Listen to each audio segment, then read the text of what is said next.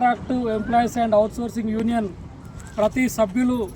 ప్రతి సంవత్సరం యూనియన్ ఏర్పడ్డప్పటి నుండి చాలా ప్రతిష్టాత్మకంగా మేడేని చాలా ఘనంగా నిర్వహిస్తున్నటువంటి పరిస్థితి ఉంది. ఇది మన యూనివర్సిటీలో ఉన్నటువంటి అవుట్సోర్సింగ్ వర్కర్స్ యొక్క ఐక్యతని, వాళ్ళ యొక్క మేడే మీద ఉన్నటువంటి వాళ్ళ యొక్క మమకారం, వాళ్ళకు ఉన్నటువంటి అభిమానాన్ని చాటుకునేదానికి దీని యొక్క నిదర్శనంగా నేను భావిస్తూ ఉన్నాను. సిఐటియు అనేటువంటి మేడే మనము ఓన్లీ ఉస్మానియా యూనివర్సిటీలోనే కాదు, తెలంగాణలోనే కాదు, దేశంలోనే కాదు, ప్రపంచవ్యాప్తంగా కార్మికుడు అనుకునేటువంటి ప్రతి కార్మికుడు ఎక్కడైతే ఈ ప్రపంచంలో ఉన్నారో కార్మికులందరూ కూడా చాలా ప్రతిష్టాత్మకంగా ఈ మేడేని నిర్వహించుకుంటున్నటువంటి పరిస్థితి ఉంది. అసలు మేడేని మనం ఎందుకు నిర్వహించుకుంటా ఉన్నాం? ఎర్ర జెండానే మనం ఎందుకు ఈరోజు ఎగరేస్తూ ఉన్నాం? ఎర్ర జెండా అంటే చాలామంది భయపడుతూ ఉంటారు. ఎర్ర జెండా అంటే అయ్యా ఎర్ర జెండానా అని చెప్పేసి తెలియకుండా అనేక మంది మేము దూరం ఉంటామని చెప్పేసి ఉంటున్నటువంటి చాలామంది కూడా అవగాహన లేనటువంటి వాళ్ళు అనేక మంది ఉంటారు. కానీ ఈ జెండాకు ఉన్నటువంటి చరిత్ర ఏంటి, మిగతా జెండాలకు ఉన్నటువంటి చరిత్ర ఏంటి, అసలు ఎందుకు మే 1 రోజుననే మనం మేడేని జరుపుకుంటా ఉన్నాం అంటే మీరు గుర్తుపెట్టుకోండి, అనేక జెండాలు ఏవైతే ఉన్నాయో అవి నోట్ల కట్టల నుంచి ఏదైతే ధనవంతులు ఉన్నారో, పెట్టుబడిదారులు ఉన్నారో వాళ్ళ ప్రయోజనాల కోసం పుట్టుకొచ్చినటువంటి జెండాలు. అంటే ఈ దేశంలో ఉన్నటువంటి శ్రామిక వర్గాన్ని, కార్మిక వర్గాన్ని మోసం చేయడం కోసం, శ్రమ దోపిడీ చేయడం కోసం, పెట్టుబడిదారులకు అనుకూలంగా ఉండడం కోసం ఆ జెండాను ఎగరేసుకుంటున్నటువంటి పరిస్థితులు ఉన్నాయి. కానీ ఎర్ర జెండాని ఎవరి కోసం ఎగరేస్తూ ఉన్నాం? ఎర్ర జెండా ఎట్లా నిర్మాణం అయింది ఈ దేశంలో, ప్రపంచంలో అని చెప్పి చూసినప్పుడు 1886వ సంవత్సరం. అంటే మీరు గుర్తుపెట్టుకోండి, మనం ఈరోజు ఎండ కొడుతుంటే చాలామంది ఎండ ఎండ అని మనం బాధపడుతూ ఉన్నాం.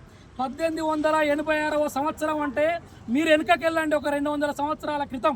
అంటే ఆ రోజులలో మనుషులు, కార్మికులు పనిచేసినటువంటి వాళ్ళు ఎట్లాంటి పరిస్థితులలో ఈ ప్రపంచంలో, దేశంలో బ్రతికేవాళ్ళు. అంటే ఆ రోజులలో కనీసం మనుషులకి విలువ లేదు, స్వేచ్ఛ లేదు, కనీసం మాట్లాడేటువంటి హక్కు లేదు, పని చేస్తే నాకు ఇంత కూలి ఇవ్వండి అని చెప్పేసేటువంటి పరిస్థితులు లేవు. ఆ రోజులలో దాదాపు అంటే మనుషులని సంతలో ఎట్లనైతే పశువులను కొంటామో ఆ రోజు మనుషులను కొనుక్కునే వాళ్ళు యజమానులు. 10 సంవత్సరాల లోపు పిల్లలు ఎవరైతే ఉన్నారో ఆ పిల్లలను కూడా పశువుల కంటే హీనంగా సంతలో కొనుక్కొని పని చేయించుకునే వాళ్ళు.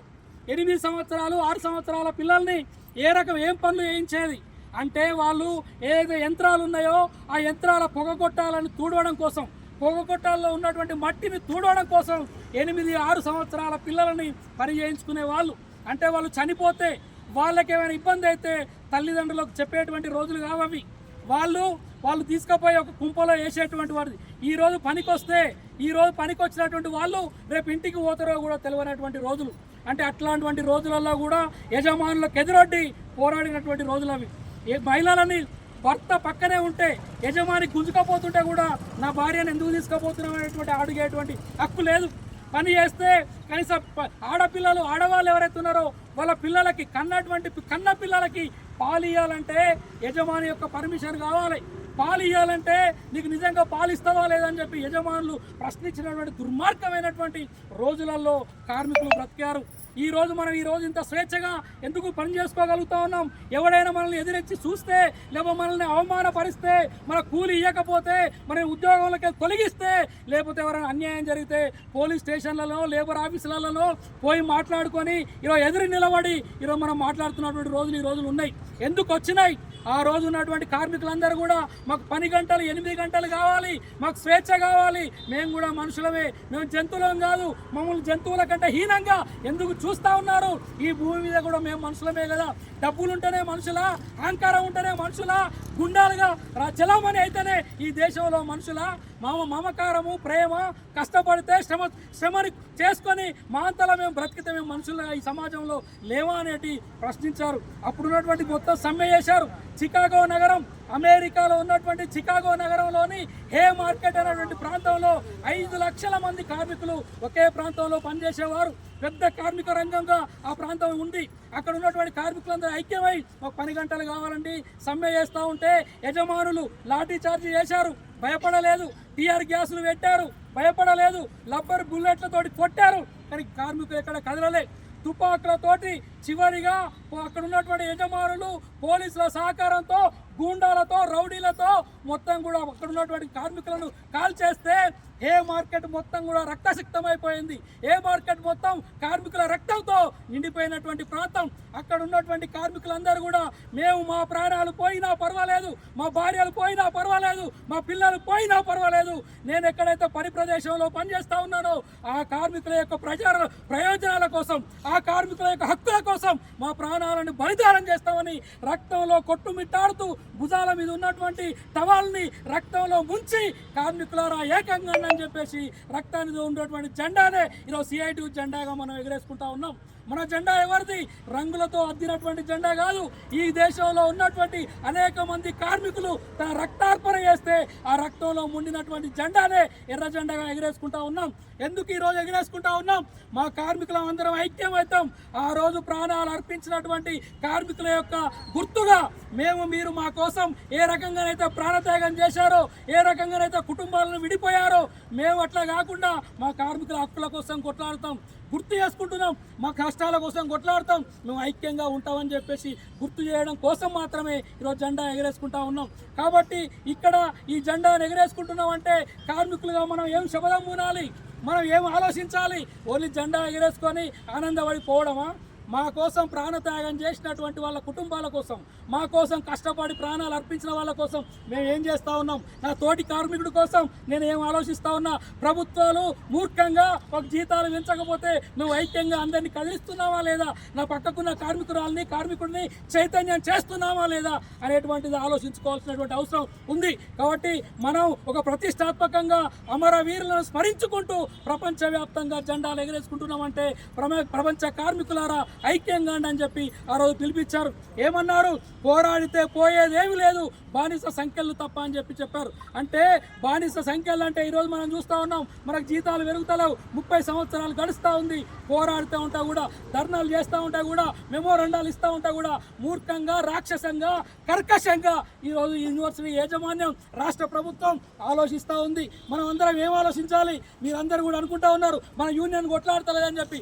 మనం అడుగున యజమానులకు వ్యతిరేకంగా, కాంట్రాక్టర్లకు వ్యతిరేకంగా, ప్రభుత్వానికి వ్యతిరేకంగా ఈరోజు మనం కొట్లాట చేస్తూ ఉన్నాం. మన బాధ్యత ఏంది? కార్మికులుగా ఐక్యంగా ఉండి పోరాడడమే. సమస్య ఎవరు పరిష్కరించాలి? యజమానులు పరిష్కరించాలి, ప్రభుత్వం పరిష్కరించాలి, యూనివర్సిటీ యాజమాన్యం ఒకసారి ఆలోచించాలి. కానీ యూనివర్సిటీ యాజమాన్యానికి మమకారం లేదు, మానవత్వం లేదు, రాక్షసంగా ఈరోజు పరిపాలన చేస్తూ ఉన్నారు. ఉస్మానియా యూనివర్సిటీ ఈరోజు ఇంత అందంగా ఉంది అంటే, ఈరోజు ఉస్మానియా యూనివర్సిటీ పేరు ప్రతిష్టలతో ఈరోజు దేశవ్యాప్తంగా మారుమోగుతుంది అంటే, మనం లేకపోతే యూనివర్సిటీ పరిస్థితి ఏంది? ఈరోజు కార్మికులు పని చేయకపోతే ఎక్కడ చెత్త అక్కడ వాడిపోతుంది, మెస్సులు మొత్తం ఆగిపోతాయి, మొత్తం యూనివర్సిటీ స్తంభించిపోతుంది. యూనివర్సిటీకి ఎక్కడి నుంచి పేరు వస్తుంది? ఎందుకు ఆలోచిస్తలేరు యూనివర్సిటీ యాజమాన్యం? ఏం ఆలోచించాలి? మేము గ్రేడ్ 1 చదవచ్చు, మేము గ్రూపులు చదవచ్చు, మేము ప్రొఫెసర్లం కావచ్చు, కానీ వీళ్ళందరికీ కూడా ఈ కార్మికులు లేకపోతే మాకు ఈ గ్రేడ్ ఎక్కడిది? మాకు ఈ జీతాలు ఎక్కడివి? ఇక్కడ మాకు పోస్ట్ ఎక్కడిది? ఈరోజు తినడానికి తిండి లేకపోతే గ్రామీణ ప్రాంతాల నుంచి విద్యార్థులు వచ్చి ఈ యూనివర్సిటీలో ఎక్కడ చదువుకుంటారని చెప్పేసి కనీసమైనటువంటి మానవత్వం ఇక్కడ ఉన్నటువంటి వీసీకి లేదు, ఈ యాజమాన్యానికి లేదు, ప్రభుత్వానికి లేదు. మనం ప్రభుత్వాల మీద వ్యతిరేకంగా కొట్లాడాలి. ఎక్కడనైనా గుర్తుపెట్టుకోండి, పోరాడితేనే హక్కులు సాధించబడ్డాయి. ప్రాణాలను అర్పించారు చాలామంది. కొట్లాడడానికి మనకు ఎందుకు కష్టం? ఒక్కసారి కాదు, 2 సార్లు కాదు, దాదాపు 100 సంవత్సరాలు కొట్లాడితే తప్ప ఈరోజు మనం స్వేచ్ఛగా నిలబడేటువంటి పరిస్థితి లేదు.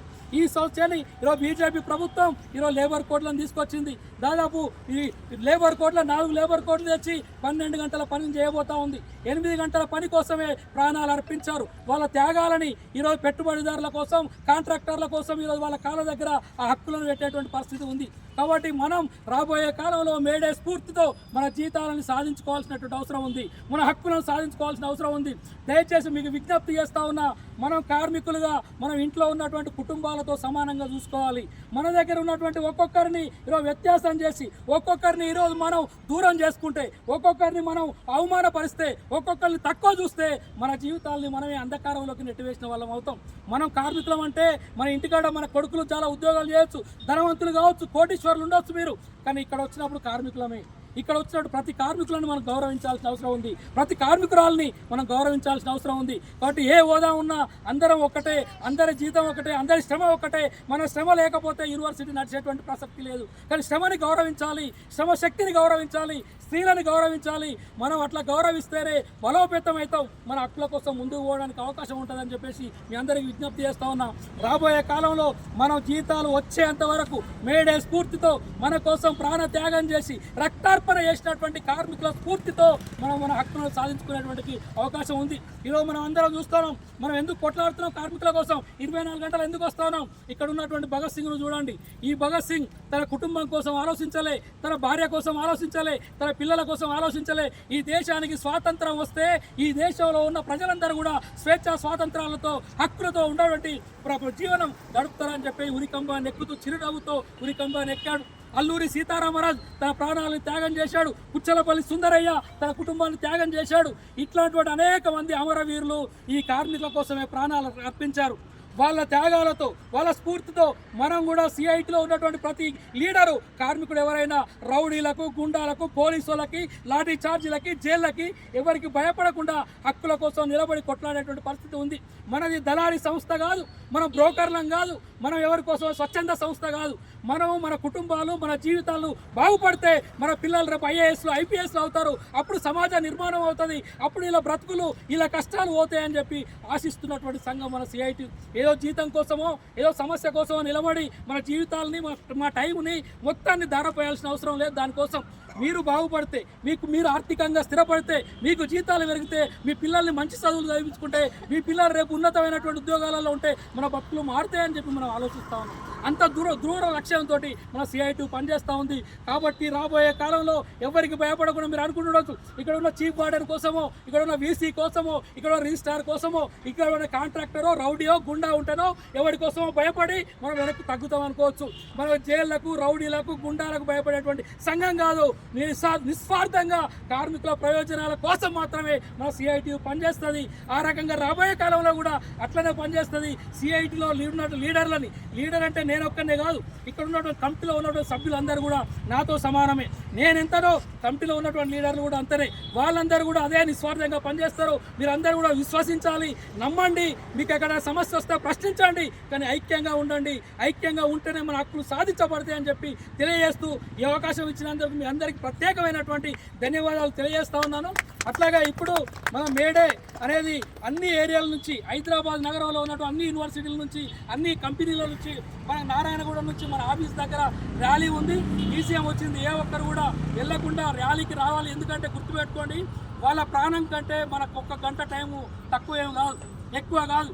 కాబట్టి అందరి కోసం మనం చేస్తూ ఉన్నాం. ఎందుకు చేస్తూ ఉన్నాం ర్యాలీ గుర్తుపెట్టుకోండి.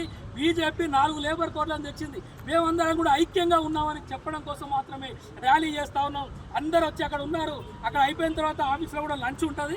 కాబట్టి లంచ్ చేసుకొని మనం అందరం కూడా ఒక కుటుంబం లాగా ఈరోజు సంక్రాంతి వస్తానో, దసరా వస్తానో, ఇంకో పండుగ వస్తానో, ఎట్లా ఉంటాం, క్రిస్మస్ వస్తానో, రంజాన్ ఎట్లా ఉంటాం, మనం అందరం టైం వెచ్చించుకొని ఉంటాం. ఇది మన పండుగ, మన కోసం వచ్చిన రోజు, మన కోసం ప్రాణాలు త్యాగం చేసినటువంటి రోజు. కాబట్టి దయచేసి ఈ ఒక్క రోజును మీరు గుర్తుపెట్టుకోండి. మేము సంఘం కోసం ఇస్తున్నాం, కార్మికుల కోసం ఇస్తున్నాం, అమరవీరుల త్యాగాల కోసం మనం సమయం కేటాయిస్తున్నాం అని చెప్పేసి మీరు అందరూ భావించాలని కోరుకుంటూ, ఇక్కడ నుంచి లా కాలేజ్ దగ్గర ర్యాలీ ఉంటుంది. ర్యాలీలో దయచేసి 2 లైన్లు అక్కడిక్కడ ఇవ్వకుండా ఎవరైతే టీమ్ లీడర్స్ ఉన్నారో, కమిటీ సభ్యులు ఉన్నారో వాళ్ళందరూ ర్యాలీని ముందరకు నడిపించేసి అక్కడ దాకా వెళ్లాల్సినటువంటి అవసరం ఉంది. కాబట్టి సహకరించినటువంటి మీ అందరూ కూడా ప్రత్యేకమైనటువంటి ధన్యవాదాలు తెలియజేస్తా ఉన్నాను.